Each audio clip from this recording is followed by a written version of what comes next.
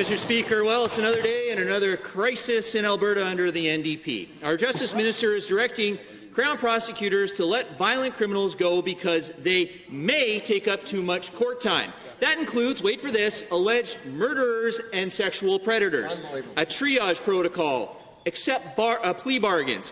Why don't we just do the NDP's version of let's make a deal? So, to the Justice Minister, are you on the side of criminals or are you on the side of victims?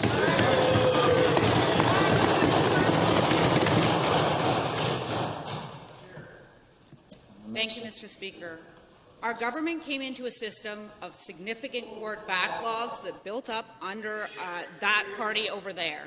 We have been taking action to address those backlogs. We are moving forward because Jordan forced us to move very quickly with a triage protocol to ensure that serious and violent crimes are prioritized. Mr. Speaker, we know that more resources are necessary, and we will have more to say about that very soon. First supplemental. Minister, I think you need to focus on the four fingers that are pointing back at you. So, Mr. Speaker, thank you. Given that last year I asked why you were cutting the budget for Crown prosecutors, and given that your government put on hiring freeze that left 35 positions open when 50 prosecutors were desperately needed, and given that we warned the minister that the consequences of reducing the budget for Crown prosecutors would create havoc, to the Premier, is this job just too much for this minister? Deputy Premier.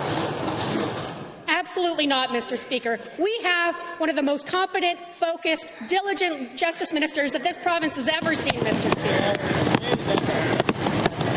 And it is true, Mr. Speaker, that she inherited a heck of a mess from the guys who just asked that very same question. So guess what? She is focused on making sure that she moves forward with the Jordan principle or Jordan decision as the guiding legislative focus. We have to. It's a court ruling. And she has to make sure that we're continuing to increase where we need it so that people can get justice.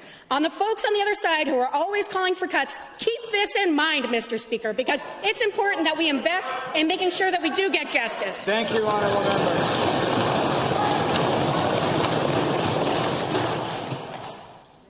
Second supplemental. Thank you. We didn't call for cuts. We want to support the victims of crime. Given that this government is proposing legislation right now that is supposed to strengthen the rights of victims of sexual... Honourable member, keep the volume down on this side.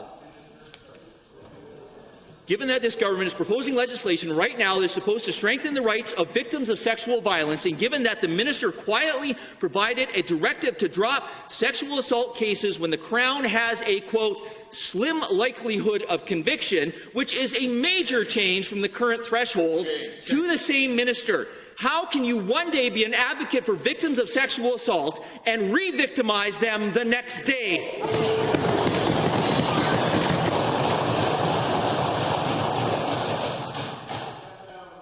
Mr. Speaker, nothing could be further from the truth.